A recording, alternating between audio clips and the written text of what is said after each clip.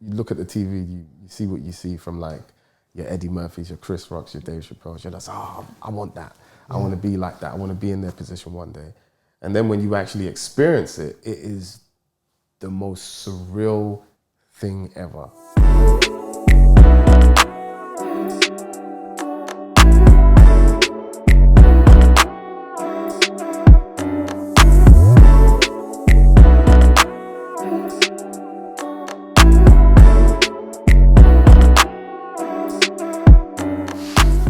Hello and welcome back to Conversations with myself, Francis Koh. Ladies and gentlemen, once again we have another exciting show ahead which I'm very much looking forward to. My next guest is a talented actor, writer and comedian. As an experienced actor, his extensive TV appearances include shows such as Doctor Who, Law and Order UK and Eastenders. He has also performed in the West End theatre shows in venues such as the Soho Theatre and Shaw Theatre. His main focus within his career is the comedy aspect of it. He has one of the biggest names within the black comedy circus. He has toured around the country with comedy shows, performing at iconic venues such as O2 and Hackney Empire. He has also won awards for his comedy talents, including Best Newcomer at the Black Entertainment Comedy Award Show in 2020. He was the Amuse Moose National New Comic Award and selected to appear on The Process, a prestige live showcase led by Dave Chappelle. He is currently part of the cast of the Celebrity Go-Go Box, which shows on Channel 4. He is one of the fan favorites. Please allow me to welcome to the show a man who believes in bringing us joy and laughter, Mr. Babatunde. Hello. Yes, yes, sir. my brother, man. Good to catch up with you, man. Sir, yes, sir. Thank you, man. That was a nice intro. Hey, you put in the work. Oh, no, thank you. You put in the work, and what a lot of people don't see is when you're on stage, they just think, oh, this guy's funny, which you are funny, but you've put in the work and you've been around. Even in Eastenders. Let's start on that. What was that like for you? Let's start on that. You know, that was mad surreal because it's Eastenders. I remember when I got the job, like I got told that I was going to be in it like on my birthday, and it was just like, oh snap, I'm going to be in Eastenders doing 4 episodes, and I was like, rah, like I was a bit gassed, but when I rocked up to the actual set, you know, like you learn about TV, you know, how they shoot things. It's all a set. Like Albert Square is just all a set. It's not real. Did you think it was real before? It's not that. For the longest time, I thought it was real. I mean, yeah, when I was young, I thought it was real. I thought you could actually go into the houses. You can't. Yes, they're fake. So they open the door, you go in, but then they'll cut and then they'll take you into the studio, and then they've got the insides of the houses all in one big studio. So it's mad the way they do it. So, but it was surreal. I saw Phil, the actor that plays Phil. Yeah. I saw him, and yeah, just you know, it was dope. It was a dope experience to be part of, you know, something that is historic to the nation. Yeah. It was nice to be involved in that, and you know, yeah. Was that your first time on set? Yeah. And it just grew from there. Oh, sorry, that wasn't my first time shooting TV. But that was my first time doing Eastenders. Because it's live. Is it live, or do they do? No, because when they do. So how do they do when they do the live shows like Christmas? Oh, I don't know. Well, I've never been a part of that. You know, the live shows and stuff like that. Not yet. You just do live on stage. Yeah, I've not been a part of a live show in terms of acting. I've been part of live in terms of, you know, paneling and stuff like that. So when I did the Love Island After Sun, that was live. Yeah. So I've been part of something like that. So that's quite scary because it's literally like you rock up and they go, okay, you're gonna sit there, and we'll have a practice run of you walking through. You do the practice one, then literally, as soon as you finish, all right, cool, we're going live. And it's like, you don't have time. Yeah, and it's just like, within like 10 seconds, you literally have to go, okay, I'm gonna be live. Focus, and then it's just like bang, it's live, and everybody's prepared, and you have to be prepared. You got to like, you know. Do you have lines, or you just no? You don't have no line. Yeah, you freestyle, and that's the scary part because you like when I did it, I was just like, what am I gonna say? but then it just naturally, you bounce off of people and yeah. Yeah, no, it's beautiful. Yeah. And take us back to the beginning. At what age did you realize, you know what, I want to do comedy? I'll probably say around like 12, 13 when I was in secondary school. Yeah, being like the class clown and stuff. I always had a love for stand-up, but in terms of this is what I want to do, yeah, 12, 13, I started to dabble with the idea. When I got to the age of 16, it was a full-blown passion. It was just like, I've got to find a way to get on stage. Yes. Like immediately, and then.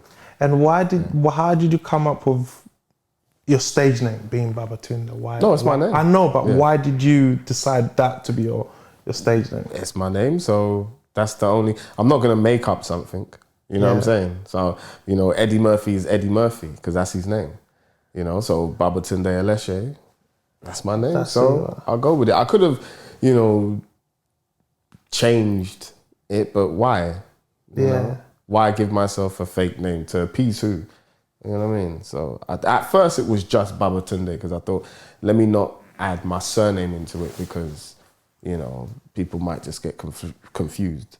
Babatunde's already, African enough. Yeah. So I was just like, let me just leave my surname out. But then when I got signed, my manager, who is white, she was just like, nope, add your surname. Yeah, your full name. So Babatunde Aleshe is what I go by now. And how important is that? Because you find a lot of people of black background, we almost suffer with our names as we're not like, it doesn't sound white enough. It doesn't. Yeah, that's the. How powerful was that to choose? You know what? It's my name. I'm sticking with it, and that's it. It is powerful because now people are forced to get my name right, to say it properly, learn it. If you can learn Ramesh Ranganathan, you can learn Babatunde Aleshe. You know what I'm saying? Yeah. It's not, it may take a few attempts, but you will eventually get it. But also, the thing that my managers know is that the more popular you become, the more people will recognize your name and will be, not forced, but will get it right. Because Ramesh Ranganathan is such a huge comedian, it just flows off the tongue now for your everyday listeners, your white people, your everybody, you know what I'm saying? So the more popular I get, by God's grace, the more easy it will become for people to pronounce because, you'll be on everybody's lips basically, you know what I'm saying? So. The more popular you get, do you not feel you popular enough? No. I don't think there's anyone out here who doesn't know you. You're on Channel 4. Yeah, but you was in Eastenders. No, thank you. There's still a long way to go. Yeah. In my personal opinion, I think you always know when you've reached the point where it's just like, all right, I've broken through. I would say I am, becoming a household name. I just have to give people something of my own because they know me at the moment mainly, especially recently, for being on Celebrity Gogglebox. That's what they know me for doing 2 seasons of that with Mo. So at the moment, yes, they know me, but they're still looking at me like, you're Mo's friend. You get me? Especially the fact that me and him are touring together. So I still have to deliver something of my own so that they can attach my name to something and go, oh, do you watch such and such? Babatunde, he hosts that, or he is the lead, or he da-da-da-da. That's his thing, so yeah. What are the pressure that comes with being at the top of the game, which you are at the moment? At the top of the game. Look. Okay. Now you might go. You might say Mo's leading the way. Yes. Within the he's leading the way. But you still at the top. Well, let's not be so modest about it. What I'll say is this. I wouldn't personally, I wouldn't say I'm at the top, but I'm close to the person that's at the top, and I'm watching firsthand, the pressures that come with being at the top. Because right now, you talk about stand-up comedians, Mo is leading the way. You know, he's the fresh young talent. Yes. So he's the, you know, the face of stand-up at the moment in Britain, not just for the nation, but not just for black people, but, you know, the nation. Everybody, you know, follows him and stuff like that. So me watching him firsthand, seeing what it is, getting an insight into like the background of it all, I'm learning a lot just from watching him. And he sits me down and he, you know, he drops jewels on me as well. Like he gives me a lot of things to think about. You know, it's almost like he's preparing me for my own journey, and not just from me watching him, but also, yeah, we have a lot of talks, a lot. And that's what I meant as a top. I didn't mean like you singular leading the way. I mean you just being at the top with all the big boys. Like there's no comedian out there who wouldn't pick up your phone to like, oh, yep, Baba's calling me. How you doing, brother? You're the top. You probably get bookings like, sorry, I can't take that booking. Sorry. Add a few more zeros at the end. No. Bro, I still do, you know, shows for what people would consider like cheap. But you've always been humble, even from the first time we met you at Banter Bash. So humble, so calm. Is that something you owe to yourself? Because we find a lot of people within Highland, they're not as calm and as humble and as down to earth. I mean, I think probably my upbringing. I grew up, you know, in Tottenham. A lot of people know this, but I grew up poor. You know what I'm saying? For a while, and then obviously things changed. I'm not. You hear that, ladies and gentlemen? Things change. He's no longer poor. He's looking for art. When you're looking for art, you're doing good in life. I am as well. You know what I'm saying? Yeah, you were with me, so yeah. No, I say my upbringing, like, just, you know, when you see the lowest, when you're there, when you're at the bottom, it's very, very easy to like recognize that, okay, in order to, you know, get anywhere, you need good manners, you need, you know, good attitude. And so I just remained humble. And once I saw that works for me, humility works for me, I kept it up. Arrogance has never worked for me. So I choose not to. Was you ever arrogant at one point to realize this wasn't for me, or you always stayed that way? No, but you try it sometimes, you know what I'm saying? You try and, you know, walk with a ridiculous amount of confidence. It doesn't work for me. I know myself, you know what I'm saying? So I choose to always embrace being humble. You know what I mean? And that's key. You said you know yourself. How important is that? Because you've got a lot of people out there who don't know who they are, and they're not taking the time to know themselves, but yet they want to be someone who they're not. How important is it to know yourself and be humble and be comfortable within yourself? For me, it's the most important thing. Maintaining good attitude, good rapport with people, being someone of your word, and you know, humble is paramount to success. You know, in order for people to, you wouldn't invited me here if it wasn't for the fact that you felt comfortable, you know, in terms of talking with me and sitting in the same room. So it's just like, you know what, Baba, come, you know, bless our thing. And it's just like, yeah, of course, because we already have that rapport. Now, if I had acted too, you know, arrogant, you wouldn't want to sit with me regardless of my status. That's true. You understand? So that's what I'm trying to say. Like, humility goes a long way. It doesn't matter where you are at the stage of your career. So long as you maintain a good rapport with people and you remain true to yourself and humble, doors will open. That's amazing, because I see it day in, day out. I'm like, bro, you're human just like me. 100%. You know what I mean? Let's just treat nobody different. Let's just be calm. But that's key. Let's go back when you class clown. Yeah. Enjoying life. Did you think that comedy would bring such success to you at the time? I always hoped for it. Yeah. But hoping for it and actually experiencing it is two different things. Because you hope one day, because, you know, you look at the TV, you see what you see from like your Eddie Murphys, your Chris Rocks, your Dave Chappelle's. You're just, I want that. I want to be like that. I want to be in their position one day. And then when you actually experience it, it is the most surreal thing ever. Like, I'll give you an example. When I did comedians giving lectures on Dave TV, yeah? And so, you know, we're in the National Gallery, yeah? There's a theatre in the National Gallery, yeah? A full-blown theatre space, yeah?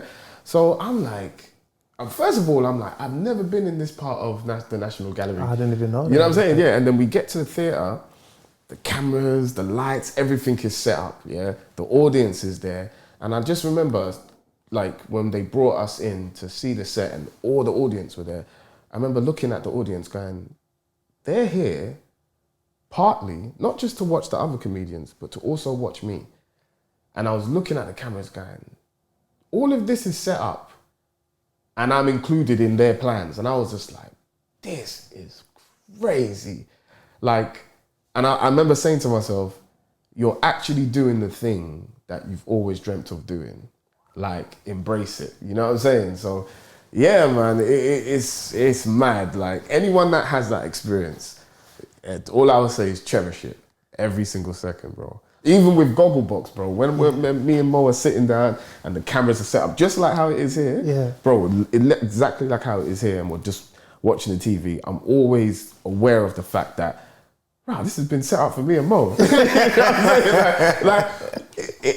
Bro, as simple as that sounds, like, living your dream, you can't, there's nothing that can take that feeling away. You get what I'm trying to say? And so for me, man, like I said, I love every second of it. Not to boast and not to brag, but just to be able to, like, pass that on to someone and just say, look, whenever you get a chance to do, even if it's an advert or something like this, my brother, just this right here, embrace it, because the doors it will open up for you. Never know. You never know, because I could be talking to you right now, thinking to myself, all right, yeah, you're at this level right now. You could get some job and you go, I know somebody, let me call Baba. Or my brother right here, same thing. Cameraman here today, cameraman over there tomorrow, I know a talent. So, brother, like, even now I'm looking at all of this and I'm like, you, man, how many times did me and you go over back and forth on the phone, switching dates, blah, blah, blah, and you guys still kept to, like, your word, like, we got you. When as soon as you're ready, we got you, come true. And look at all of this. And I'm rambling. No, rumble. You're allowed to rumble, ladies and gentlemen. No, you know what it is? It's because before we started shooting, I remember you saying, yeah, man, this is our nice little space, a little something. And I'm looking like, brother, this is sick. You know what I'm saying? So, bro, all I have to say is thank you for allowing me to be here, bro. I appreciate you, but it's us who's thanking you. Bro. Literally, because what you do is, you just touched on it, live your dream. Yeah. What you do, it goes beyond yourself. Like, you're on stage and some little kid out there, I want to be like him. And as you said, you don't know who's doing what. So from you now, you realize you want to be a comedian. You hopefully you're going to make money from it. Or not even so much money. You hopefully you're going to enjoy life for it. How did you then decide to stay on the path and chase it? Because what a lot of people face, especially when you're going after what you're going for, is the devil comes at you. The devil tried to throw you off. Yeah, try to throw you off. Yeah. How did you stay on your path? Said, no, this is me. I'm gonna go for it. I'm sure there must have been some ups and downs. Definitely. We'll get to that. I think, first of all, you know deep within yourself if you've got what it takes. That's number one. You as a presenter, you know that you've got what it takes to do what you're doing right now. So that's what keeps you on the path. That's what kept me on the path. Even though I did quit comedy at one point, I walked away. Not like it was like, I walked away from it all. But yeah, what's kept me, even up till today, coming back to stand up, is the fact that I know deep within myself that I am a comedian, like, to my core, who I am as a person. I'm a stand-up. So nothing is gonna push me off this path, apart from if God wants me to do something else, then that's a different story. Until then, I'm just going to stick with what I know is deep within who I am. And that's it. You get what I'm saying? So yeah, I'm not trying to be like no motivational speaker, but for anyone who's listening, I'd say, you know, just listen to that, I don't know, voice or feeling inside of you that lets you know that whatever it is that you're doing, you are that thing. If you're a dancer, you know deep within yourself you're a dancer, dance. If you're a comedian, bust joke. If you're an actor, you know, whatever opportunity you get to act, because it's deep within you. So yeah, that's what I say. So when we look back on your journey coming up, what has been, would say, your most challenging time? Yeah, like I said, when I walked away from it all, you know, going to, I go to church, I'm a Christian. And so I've always been like, sometimes just a bit conflicted with my attitude off stage. And so I walked away from it because it was just like, I didn't want it to affect my relationship with God. But also, at the time, I just didn't feel funny. I felt like something was missing and I couldn't explain it. And I had to realize it's just that, you know, as you get older, you mature, your thinking, you know, wises up a bit.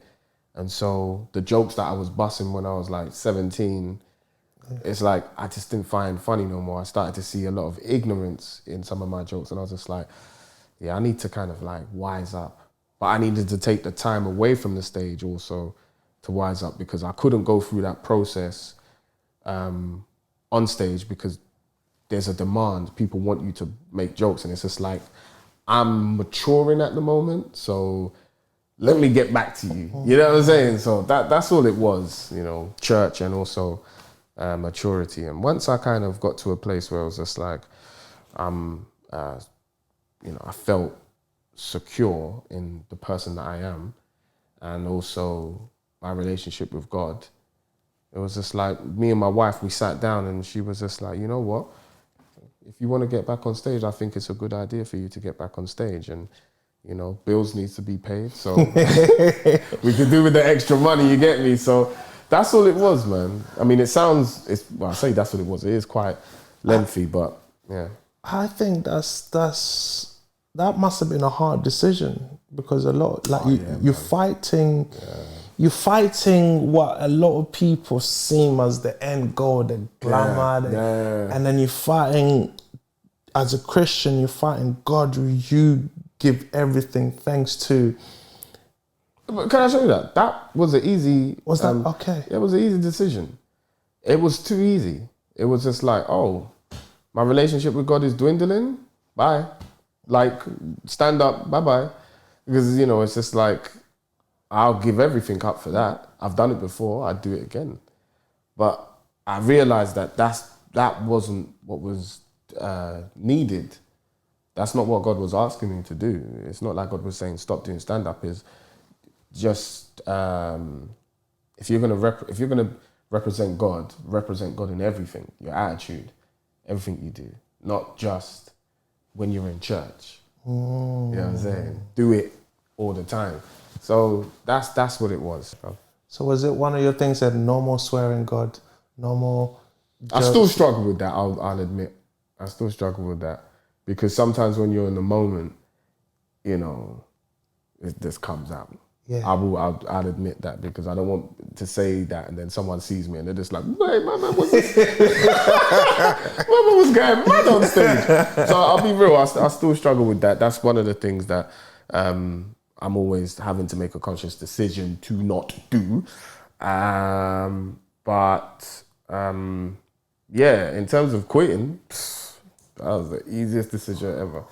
It was easy and it was hard. Having to sit down and talk to myself and go, rah, all of those things, that dream that you had, you're never gonna realize it. That was a hard conversation, and having to accept it, it was like, okay, fine, I'm not gonna be famous, cool. And I just sat back and I was just like, like done. Then I got a 9 to 5, and it was just like, man, I'm really not going to be a comedian. Man's on the desk, answering phones, getting abused by customers. And it was just like, well, this is my life. And like, yeah, it got to a point where it was just like, Tunde, get back on stage, you know? Yeah. And I'm glad I did. What? Let's touch on it. Because I believe a lot of us, we wake up day in, day out, and we go to work day in, day out. We make however much money we make, but we are so unhappy. Oh, yeah. But we do it day in, day out. What was that like for you, knowing you've come from somewhere where you were just happy on stage, just doing your thing, and into a 9 to 5? What was that like for you? That was the most painful thing ever, bro. I swear to you, bro. Like, not even a joke. That was definitely like, I don't know if there's a saying for it, but you know when you go through like little trials and stuff, testing times, blah, blah, blah. That was mine. It was just like, rah, this is not it. Like, I gotta wake up what time? I gotta be somewhere at what time? And like, man, I like, you know, because people knew I was a comedian, like, they was, bro, we don't care what joke you bust. Pick up that phone and answer the phone, big man. Like, you ain't busting joke out of this.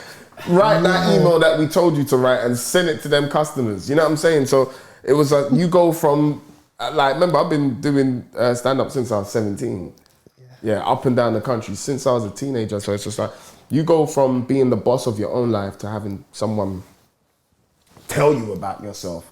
Yeah, your performance, you know, yeah, your calls have gone down by 30%, your emails, and look, you spelt this wrong. Yeah. You know what I'm saying? Like, a man critiquing you on something you do not care about. That was painful, bro. So when I got back into stand-up, I was still doing stand-up whilst working. Yeah. Because it's just like, look, you know, I got to make the maximum amount of money I can. Cause it was hard, but there was my manager Phil. God bless that man. The reason why I'm sitting here today is because of that guy. Trust me.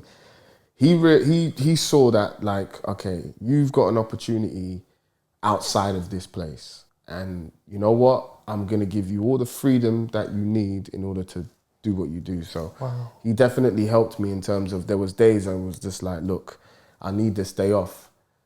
And he was just like, I need you in. I was like, I need this day off. And it was just like, go and do what you do. Yeah. You know, he allowed me to go out there and, you know, live my dream, and then it paid off. Thank you, Phil. Yeah, thank you, Phil, man. Phil. Trust me, Phil. Phil, if you're ever looking for work, you know where Babatunde is. Hey, listen, 100%. But no, it was grueling. I paid my dues at TFL, trust me, because not only do you get shouted at by customers, bro. You pick up the phone, a man are going off, and then they tell you, look, I know it's not you, but you're the only one, like, you represent the brand, so they just what? I've had man tell me on the phone, you're not that bright, are you? Because, yeah, bro, because...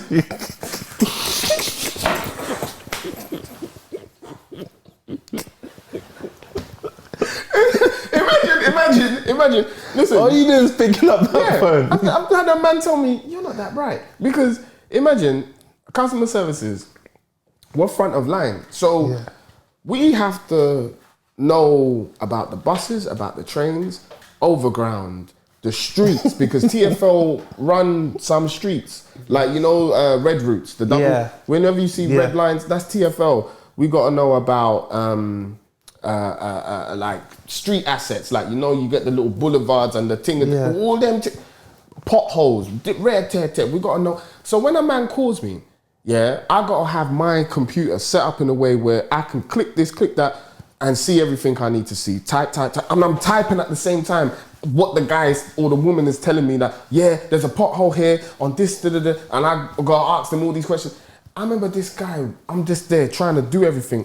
And I'm like, sorry, so where is it? He says, are you even listening? I'm like, sir, I'm listening, but can you just go back over? you're not that bright, are you? I was like, jeez, brother. Yeah, bro. And then they'll be like, yeah. And then as soon as they finish that one, I don't want to make another complaint. It's like, oh, you'd be on the phone 40 minutes just trying to take complaints from customers. Bro. And it's ongoing. Ongoing. You put down the phone, you hear it in the little earpiece, and you're like, oh, like, because you just want to breathe. Yeah, you can't. But they've got a screen thing and it shows you the queue of calls, and it's just like 100 and people wait, bro. So you're just there every day, yeah. Mm-hmm. You become numb to it, bro. Yeah. When people, I've just been abused by the bus driver. Because you've heard it so many times, you're just like, yeah, okay. What bus was it? And one woman, she was just like, you're going to apologize. And you lose empathy, bruv. You lose empathy, bro. Oh my days. I've got stories for days. Because you almost in a state of trauma yourself. Yeah. Because everyone's just coming at you. Yeah. Because you can only hear so much. Bro, the first time I heard that a driver abused, when I say abused, like shouted at a passenger, I was on the phone like, oh, what did he say? Brother, by the 1,000th time? I'm like, yeah.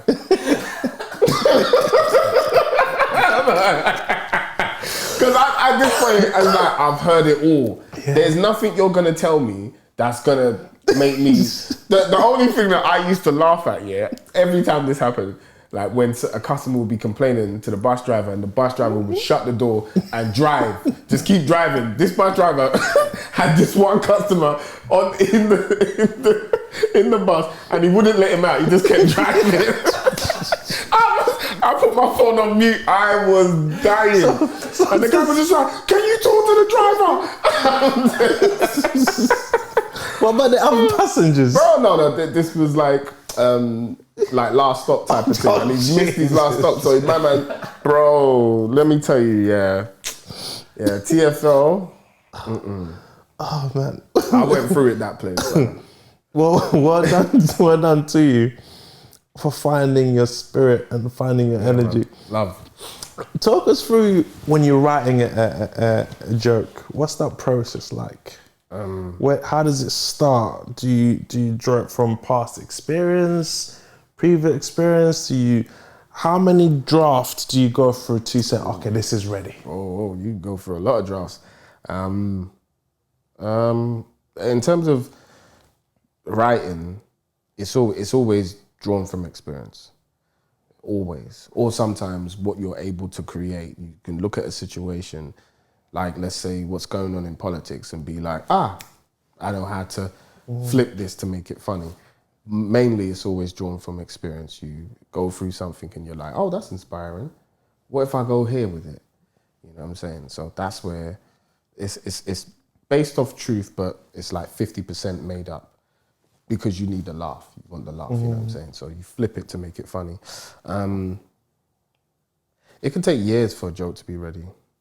Wow. Yeah, it can take years because when you try a joke for the first time, it can be funny to this crowd. You try it to another crowd, they ain't getting it. So you have to make it universal so that wherever you go, whether in the country or within the world, audiences will laugh because they get the joke. It's one of the strangest things. I don't know how to explain the whole phenomenon of joke telling, but I have jokes that I've tried all over the country and it works. So I don't know the formula. All I know is I did something right. Have you ever been with a tough crowd? Yeah. How do you navigate through that? Because I've seen some comedians, I'm feeling bad. Like, yeah, we experienced a comedian, die. So when I was young, when you're inexperienced, you tend to speed up because you panic. So you speed up because you're like, let me just get to the punchline. What you're supposed to do is slow right down, adjust your pace, and make sure you're standing right in the center of the stage. So it sounds weird, but trust me, it works. If you find that the audience are not connecting with you, go right to the middle, right at the front, boom, stand right there, slow down and start, like literally just start saying your jokes, explaining your jokes. Even if you don't get a laugh, the confidence you will give to your audience, because you stand in right center, it makes you appear bigger on the stage. So that already is a commanding... Unless if you're a little tiny person anyway. But even then, yeah, because the dynamic of a stage, especially let me not get into that, but yeah, the dynamic please of a stage... There's comedians watching out there. Well, you get, like, so let's say Hackney Empire. That's a perfect example. That stage is on a slight slope, a slight tilt. So the further forward you are, the bigger you appear. The further back you are, the smaller you appear. So if you, let's say somewhere like there, you lose the crowd. Go right to the front, put your microphone stand, your mic there, even if you don't have the microphone stand right in the middle, don't move, and just say your jokes. But that works for every stage. Say your jokes. Unless if the crowd are throwing stuff at you. Yeah, unless the crowd are throwing stuff, like, leave. Boo! But, like, you have to... confidence is half the battle. You have to appear confident and you have to appear assertive. People respect confidence. Do you understand what I'm trying to say? Do you think for someone like you, based on where you grew up, how you grew up in North London, just did that help? Because when you step on stage and I'm not soft kind of stuff. Nah, that don't help. Brother, you can come from the jungle, bro. People, the audience will still throw you off. It's, you know what it is? It's the not knowing who's in the crowd. For me personally, that helps me because I don't know none of you.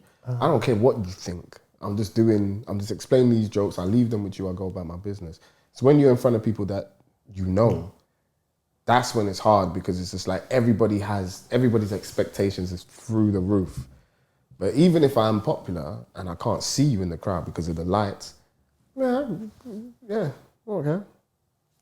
You do what you do. Yeah, you do what you do. But at the same time, there's things that you have to carry. Like I said, assertiveness, be confident, always speak up. There's one thing I'm teaching my son, because you know he's reading, he's obviously going through learning how to read. Every time when he reads, he's always just like, and I'm like, speak up, talk up. And then you see the change when he starts to speak up, his chest comes out and it's more, and I'm like, he's not able to understand now, but as he gets older, I want him to, if there's one thing I want him to do is always speak with confidence, always read with confidence. That separates you from everybody. People listen to someone who, even if it's like you're chatting rubbish, but if you speak up, that's why you see Rastas when you're talking to a Rasta, them man will chat rubbish, but they'll be like, nah man, yo, I'm Babylon this, I'm Babylon that. But and you know deep within your heart, you're chatting rubbish, but you listen. So yeah, man, yeah. To all those Rastas out there, I didn't say it. I said it.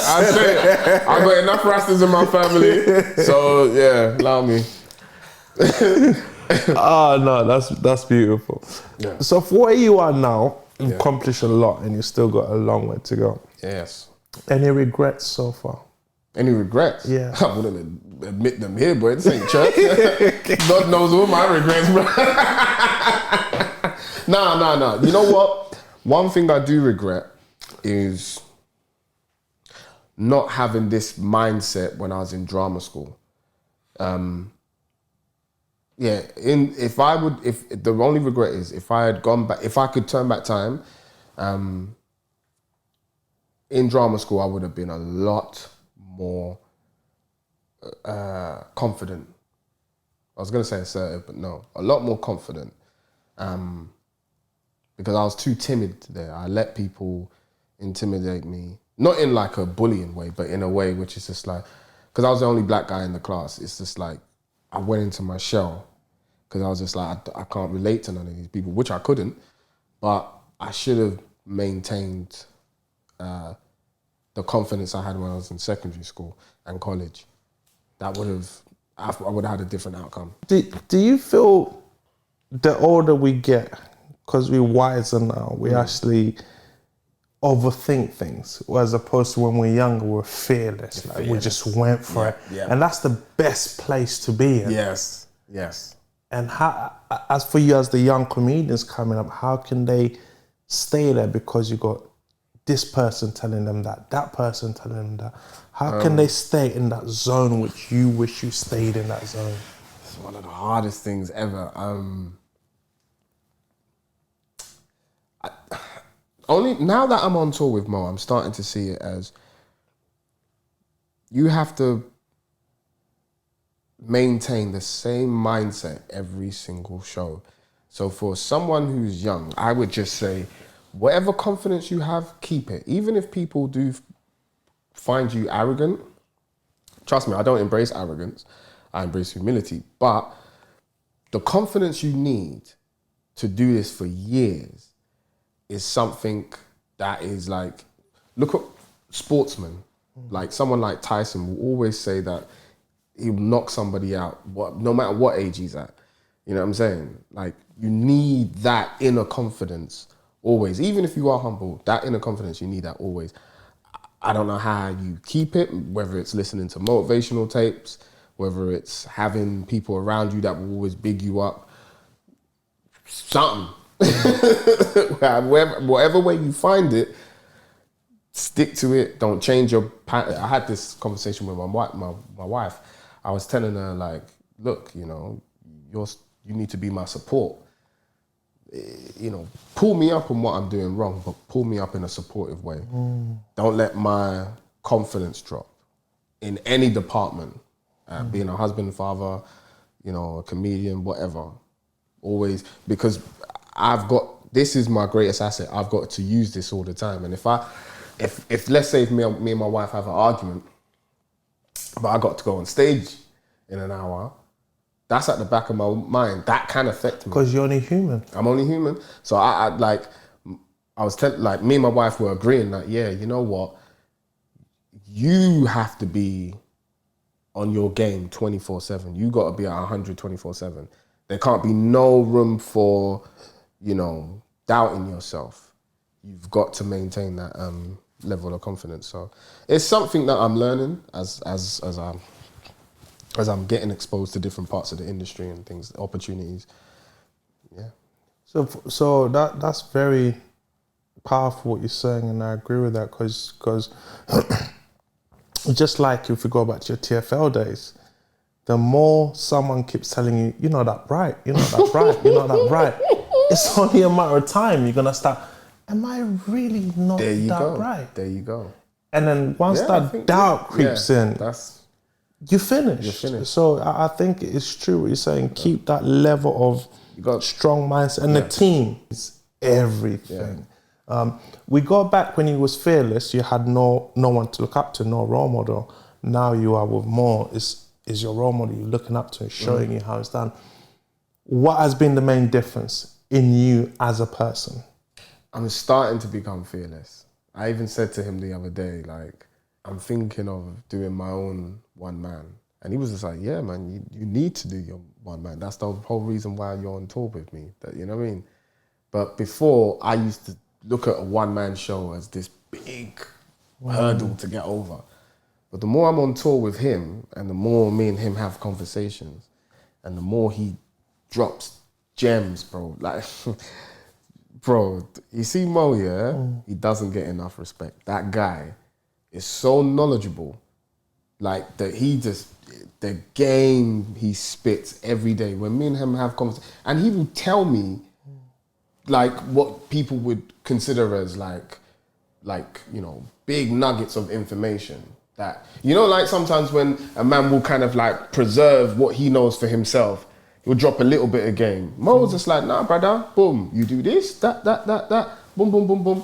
And I'm there like, rah. You know what I'm saying? For me, thank you. You're not used to it. Not used to it. Plus, people in the game, they don't share things with you. They don't tell you how to do things. They don't tell you how to go and get this and, Why is that, do you feel?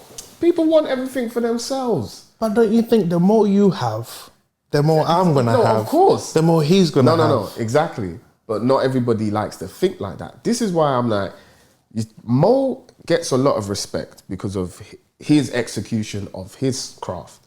Yeah, he gets the respect because of what he does. There's a reason why. He knows what he's doing. He's very calculated. So when he talks to me and he breaks things down, I'm like, oh snap! Like, I'm working on a show, my own TV show. Mo was talking to me about, all right, so where do you see your TV show? What station? What time? I'm thinking, what time? He's like, yeah, you got to know the time. Because when you talk to the companies, they need to know that you have an idea of where you fit in. Because, all right, let's say, for example, I go Saturday at 8 o'clock. Mo's like, nah, you're competing against your Anton Decks, your big hitters. You're not going to take their crowd. So you need to find a time slot that allows you to get the maximum amount of people. But I'm saying that's just one example of a team. Which is simple, but you get what I'm trying to say. Thinking about it, yes. This guy knows TV like the back of his hand. He knows what's on at all times because he's on TV. So he knows, on BBC Two, at the same time he's on, this is on and that. And on ITV, that's on. Channel 5, they got this. He's just like, you got to know this stuff. Bro, Mo doesn't get the respect he deserves from his peers. He gets the respect he does from people who watch him. But from his peers, he doesn't get the respect. I respect him so much more. And it also helps that you are ready to listen. Yeah, you're in the right mindset where you are ready to listen. Because sometimes you get a lot of people who are generally, because as the saying goes, you can lead a horse to the water, but you can't force them to drink it. So he's giving you all this knowledge, you're receiving it, but sometimes you get the other way around. Someone's giving you knowledge and we're so... exactly. Like, brother, I got this, don't worry. I know what I'm doing. When I sit down with him and he talks, I'm like, there's a reason why you're in that position. You know when someone overtrains? Like, you know when you watch like your Cristiano Ronaldos and they overtrain and da-da-da. I won't go as that far because, it's different, but Mo knows so much. I was so shocked. Not that I thought he was stupid, but I'm like, bro, right, man, you just having a because me and my as comedians, we think, man's just having fun. No, brother. This guy knows. He's knowledgeable, calculated to the T. Even when it comes to running his own show, just the music that gets played. The guy has it down patterned. Do you get what I'm trying to say? Everything leads up to, when you come to our show and you see what happens with the crowd, just from the beginning of the show, how he's able through music, obviously with the DJ, how he's able to get the crowd involved. And then I come on, I do my bit, boom, I've got them. Warm them up like they're warm now. So by the time he comes on, they're up for it. He's prepared his show to a T, bro. And that's a level of craft which a lot of us don't have, and we underestimate how important it is every single step of what we do. It's not, as you said, your Mo's, your Cristiano. For me, when we talk about football, one man that I always think like, wow, this guy just overly confident is Zlatan. He doesn't get the respect that he deserves. Okay, we can talk about Messi, talk about Cristiano, but Zlatan, his level of confidence is mad. You can't touch it. A lot of people don't appreciate that. And he's got the goals to back it up. And that's exactly what I'm trying to say. Until Mo gets to an age where it's just like, he's still going and he's still producing, he's still getting the same results, that's when people will respect him. Like, when I say people, I mean his peers. He gets respect from his peers, but I'm saying not to the extent that he deserves. Yeah, bro. And that's why I'm just like, I'm in such a privileged position. So I don't take it for granted. I'm like, whoa, I really am blessed to be in this position and learn under Mo. But you earned it. But people will go, oh, but Baba, you started before him. And for me, it's just like, it's not about the time. when I started before him. The fact is, he's in that position because he knows what he's doing. You know what I'm saying? I'm just privileged to work with him. But Mo's he's a good guy. He's a top guy, man. What is it like for you to be on tour? Oh, yes. Because I asked that because no matter what field you're in, you always want to go on tour. What's that like? Yes, it's a dope experience, man. My first tour, it's a good experience. It's good to be with the team that I'm working with, that, you know, Mo has put together. It's just a good learning experience. So this is teaching me what I like, what I may adjust when I do my tour. I'm seeing everything, and I'm seeing this is a big tour. You know what I'm saying? We're playing, you know, big theaters, 2,000, you know, plus capacity, and then even bigger, going up to like 5,000 and thing. So it's teaching me a lot. And what is that like, juggling tour and personal life? Because I know the time restraint when you're on tour to get time to yourself is a small window. Small. Very, very small. It's a learning curve. Yeah, I miss the family so much, bro. Like 4 days away from home, I don't get to see my son or my wife, bro. It's breaking me. I won't lie to you, bro. Like I said, me and my wife, when I sat my wife down, I was just like, you know what? We've got an opportunity here to change our lives forever. You done drama, you done comedy, you done stand-up, you done TV shows. It comes down to one choice: acting or comedy. Oh, stand up. Yeah. Easy, that was easy. Comedy has opened more doors for me than acting has ever done. Yeah. Being myself is why I'm sitting next to you, not being someone else, not playing somebody else. So, and that is key. Just be yourself. Yeah. Like, to be myself. You might worry like, oh, my sort of friends don't like it when I'm myself, but there's 7 billion other people on planet Earth, and the world's gone smaller now due to social media. Someone will find you great in being you, so just be you. But listen, with or without fame, in terms of TV, I'm always gonna work as hard as I am now, and I'm always gonna keep doing what I'm doing now. So I just want people to know that it's not that just because you see me on TV is why I'm talking like this, or because I'm on tour with Mo, why I'm talking like this. There's just things that I've learned during this time that I've been blessed to do what I'm doing, that I'm starting to peep certain things. So I'd still take the same principles that I'm learning now into my own if TV removes itself. Which it won't. It won't. By God's grace. It won't. But as it's here right now and I'm learning what I'm learning, I'm just starting to put these things into practice. So I don't want people to think that, oh, he's just talking like this because, you know, man thinks he's made it. Not at all. Not at all. You know, but you learn things as you go on. So yeah, that's all. After the tour, because you're going outside London and you're back in London, which, ladies and gentlemen, if you didn't hear that, we got the invitation from the main man 100%. To come watch the show. So me and Jeb Bleezy and Rasta will be there. What's coming up after the tour? What are we to expect? Other than hitting the stages, because comedy is you. Yeah, I mean, definitely expect some, news about my own tour, but just back to basics, back to working in clubs again. Doing the clubs, the normal comedy circuit, back to grinding and hopefully getting more opportunities to be on TV. And the work don't stop, man. It continues.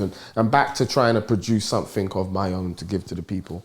And hopefully we can, with the people that I'm working with, hopefully, man, we're able to make something that the nation will love. That's what I'm praying for. That's what I hope. So, no, you're doing an amazing thing, and please, man, you carry on. Let's finish off with this. What advice would you give anyone out there who's trying to achieve their greatness? I'd say, first of all, just don't stop. Yeah, just don't stop. Well, the one thing that got me where I am is persistence. I didn't stop. I carried on, even when it looked hopeless, and I just thought that, nothing's gonna happen. I just kept going, and just keep going. Maintain good attitude. Make sure you are kind and nice to everybody, and don't be too full of yourself. But be confident in your ability. And that's it. That is powerful, because I think a lot of people will look at you and they want to be where you are, but not realizing that's your stage 10 and they're on stage 1. Oh, this is what's for me. Yeah, people don't need to watch me. Exactly. People need to watch themselves. Yes. And let me No, don't. I was gonna say, sometimes when I hear like, oh yeah, brother, I wish I was doing what you're doing. I'm like, why are you watching me? Me and you are in totally different paths. What you want to do or what you do is different from what I do. So why would you want what I have? Just because you've seen me on TV? If you were in my position, it wouldn't work for you. It works for me because it's for me. Yes. Something else will work for you because that's for you. So don't watch people, do your thing, and you will get yours. But like I said, maintain good relationship in terms of, being nice to people, good attitude. That's all I can give to people, man. Like, being a bully or don't get you nowhere. No, we appreciate that. Yeah. Ladies and gentlemen, there you have it. If a young man can find his dream from the age of 12, 11, by the time he got to 17, went on, pursued what made him happy.